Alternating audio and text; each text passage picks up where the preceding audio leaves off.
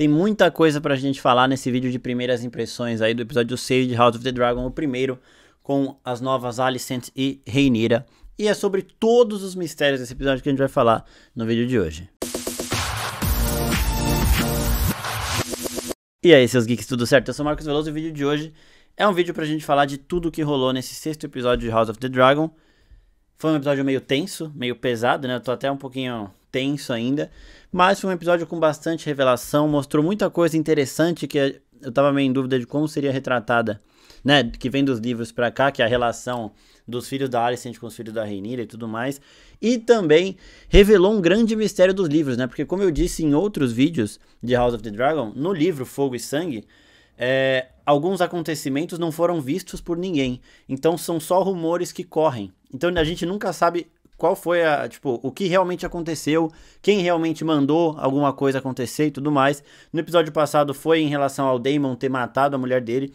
Todo mundo já suspeitava disso lendo o livro, mas tivemos a confirmação na série. E agora nós tivemos outra confirmação, mas antes de eu passar para esses assuntos, eu quero avisar que tem spoiler, né? Então se você ainda não assistiu, vai lá no HBO Max, assiste depois. Volta pra cá. Também vou pedir pra vocês darem uma força pro canal, curtindo esse vídeo e se inscrevendo por aqui. Também mandem pros seus amigos que estão assistindo a série e gostam de uma análise bem detalhadinha e minuciosa de tudo que aconteceu nos episódios. Bom, então o episódio começa com a Rhaenyra tendo filho, né? E aí o Sir Laenor dá o nome de Joffrey pro bebê. Joffrey era o cara do primeiro episódio, né? O amante do Sir Laenor lá, que foi moído na porrada pelo Criston Cole, então em homenagem a ele, 10 anos depois, né, mostrando que o Sir Laenor ainda não superou, ele dá o nome do seu terceiro filho de Joffrey. E aí a gente já vê o comecinho aí, esse episódio ele trabalha muito bem as relações pra gente entender o atual cenário, né, porque o cenário mudou, 10 anos aí de corte, muita coisa mudou, e a Rhaenyra acabou de ter o bebê e a Alicent já pede pra ver, porque ela quer ver a cor do cabelo, ela quer ver se esse filho é realmente filho do Laenor com a Rhaenyra, mesmo já sabendo que não é, porque todo mundo sabe que ele é gay, como a gente disse no episódio anterior. Todo mundo sabe de tudo aqui, tem coisas que as aparências ali não enganam, só que todo mundo tem podres e todo mundo tem medo de morrer, né? Então se alguém fala, ó, esse moleque é bastardo, o rei manda pra forca na hora, né? Então ninguém vai ficar falando essas coisas, só que a gente vê a Alicent mais megera do que nunca, aquela Alicent mais vulnerável que a gente via nos 5 primeiros episódios não existe mais, então foi bom também pra gente ver essa mudança. O diretor, né, o showrunner de House of the Dragon, ele não deixou as atrizes, as versões jovens e as versões adultas de Rhaenyra e Alicent se encontrarem antes das filmagens, porque ele não queria que elas combinassem algum jeito de atuação, combinassem um padrão. Ele queria que elas fizessem as personagens do jeito que elas imaginavam. Então a gente teve essa mudança brusca, até porque em 10 anos as pessoas mudam muito. E aí, enquanto a Alicent quer provocar a Rhaenyra, chamando lá pra ver se o bebê tem cabelo preto, ou tem cabelo dourado ou não, a Rhaenyra também não quer se mostrar como sendo frágil, e ela mesmo, sangrando, deixando um rastro de sangue, vai andando até a sala do rei. A gente vê que o Viserys ama os netinhos, sempre muito empolgado. O Viserys já tá bem acabadinho, né? Tá ali no ápice, ele tá prestes a morrer mesmo. Se no episódio anterior eu falei que ele não conseguia nem andar, que ele não consegue nem respirar direito mais, né? Tudo dói ali. Só que ele é muito empolgado com os netos dele. E a relação da Rhaenyra com o Viserys continua maravilhosa, né? Quando ele fala lá, eu imagino que eu espero que seu parto tenha sido bom. Aí ela fala, eu chamei uma das parteiras de vadia lá, eles riem e tal, se abraçam. E a relação dela com a Alicent agora tá mais inflamada do que nunca. Agora uma relação que eu gostei, que eu vou falar aqui, que tem nos livros também, que é bem importante a gente falar, é do Aegon, dos filhos da Rhaenyra, do Aemond também, né? Porque a gente consegue entender mais ou menos como funciona a situação. Do jeito que estava sendo pintado antes, para quem não leu os livros, imaginava que ia chegar famílias crescendo separadas, completamente rivais, com o Aegon já crescendo assim, eu vou usurpar o trono da minha irmã quando eu estiver mais forte, quando meu pai morrer quem vai ascender sou eu, não é a Rhaenyra. Mas não, se dependesse do Aegon, ele não seria o herdeiro. Ele tem uma conversa com a Alicent, inclusive, que ele fala, eu não vou pedir o trono. Aí ela fala, mas você já é o pedido. O fato de você existir já significa que as pessoas vão querer que você seja o rei, não a Rhaenyra. Isso vai causar guerra e ela vai matar você, seu irmão, sua irmã e tudo mais. E aí a Alicent coloca na cabeça do Aegon uma coisa que o Otto, há 10 anos, colocou na cabeça dela. Então há 10 anos ela não tinha esse pensamento de usurpar o trono da Rhaenyra, só que o pai dela colocou isso na cabeça dela. E agora, 10 anos depois, o filho dela não tem essa intenção, ele não quer isso. Tanto que ela fala, você acha que seus primos vão ser seus amiguinhos a sua vida inteira? Daqui a pouco a Rhaenyra vai ser a rainha, o herdeiro vai ser o Jace. E aí o Aegon olha e fala, e daí, velho? Tipo, caguei, tá ligado? Então, se dependesse dele, nada disso aconteceria. E aí também uma outra relação muito boa é de ver o Jace e o Lucy com os dois, porque a gente vê que eles não crescem se odiando. O Aemond é mais zoado pelos três, até pelo irmão mais velho dele, só porque ele não tem um dragão. Então é brincadeira de criança ali, é um bullying meio pesado. O Aemond, ele é meio introspectivo, ele é mais reservado ali na dele, ele é meio frustrado por ele não conseguir um dragão, né? E aí os outros três acabam zoando ele, Aegon incluído. Então o irmão dele também faz essas brincadeiras. Então eles crescem mesmo como família, né, se provocando, mas brincando.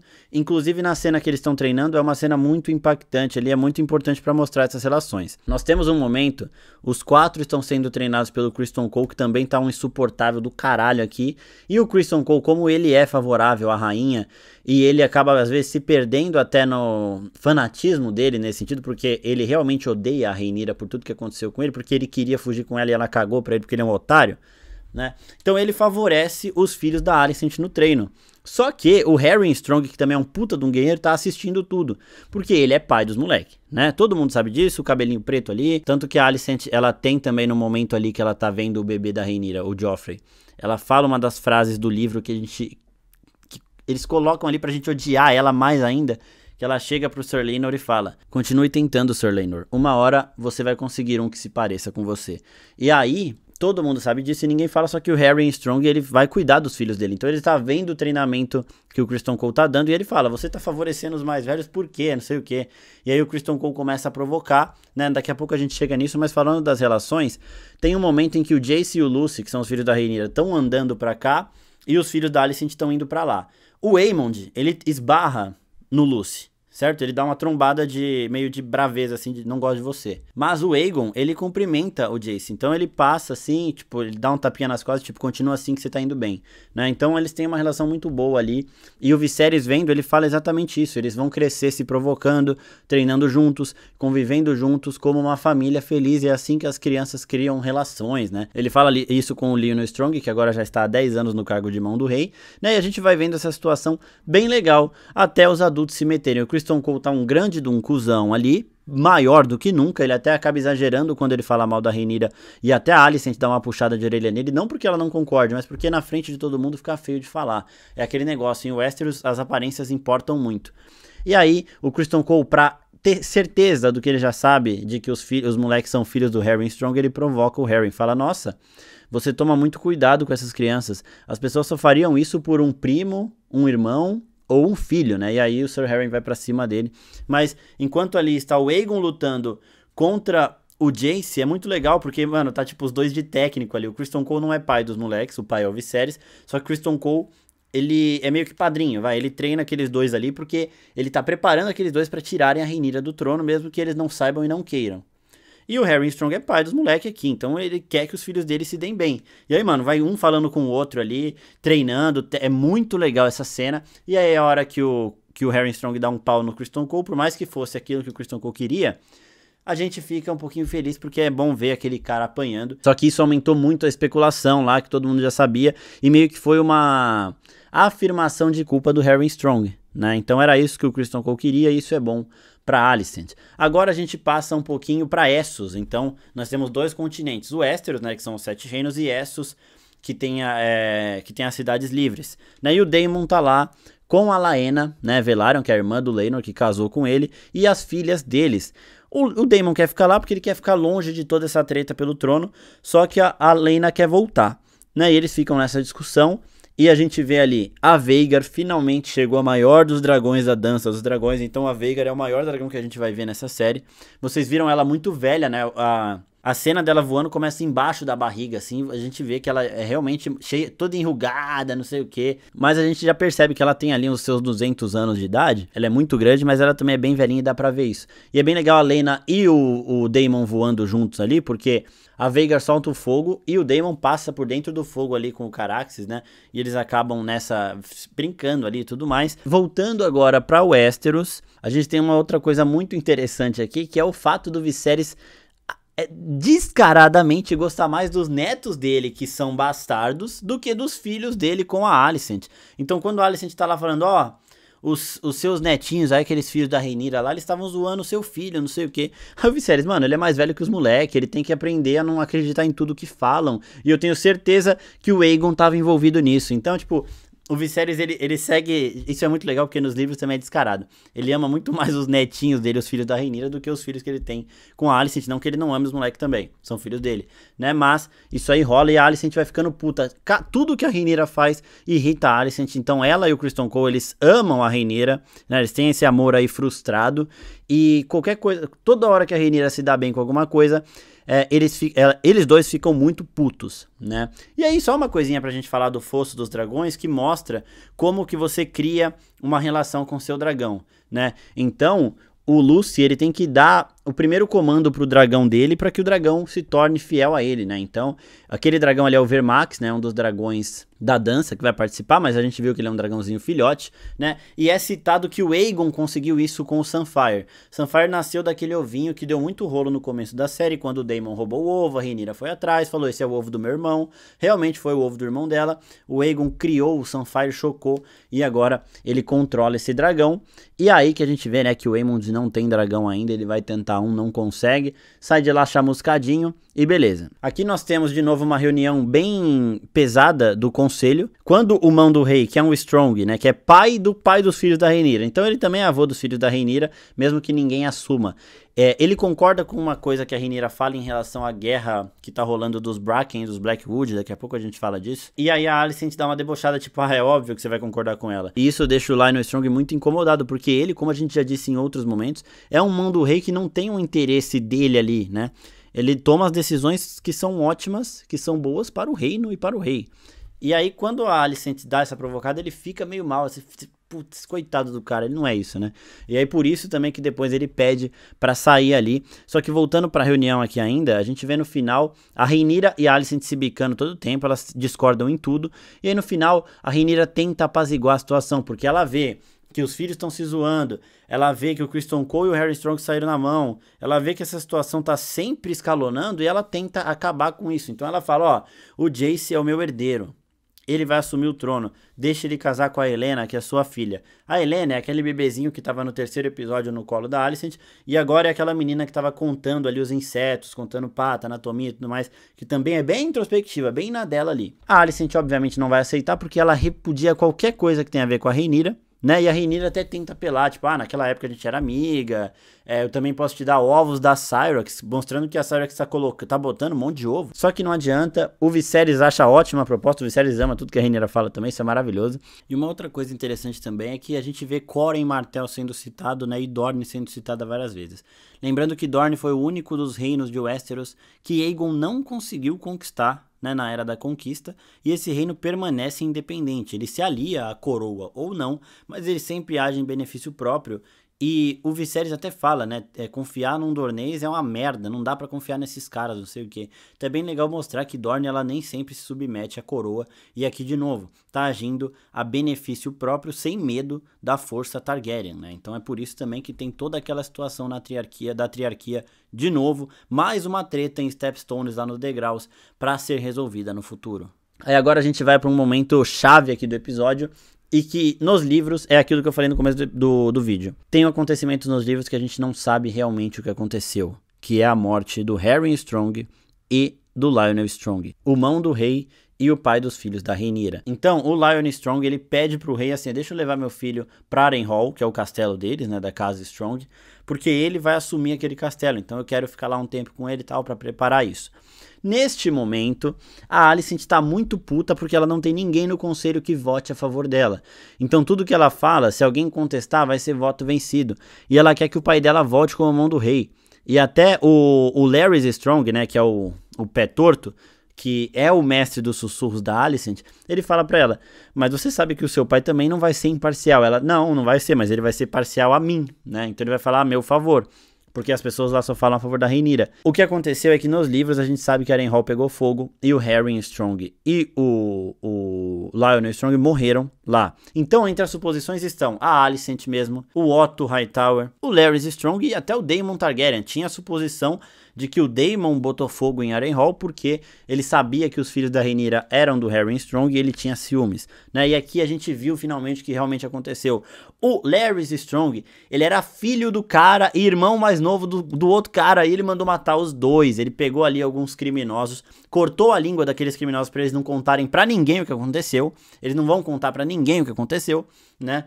Pra eles irem lá com aquela proposta de redução da pena, bem Esquadrão Suicida mesmo, queimarem Harrenhal e matarem os dois. Então agora o rei Viserys vai precisar de um novo mão do rei, e o pai dos filhos da Rhaenyra está morto, então ela perdeu um forte aliado. Uma coisa bem curiosa no diálogo que o Harry Strong tem com a Rhaenyra antes dele ir para Harrenhal, quando ele está se despedindo dela, é que ele fala: na próxima vez que nós nos vermos, eu serei um estranho. O estranho é um dos 7 aspectos da fé do 7, que é a fé que rege o Westeros.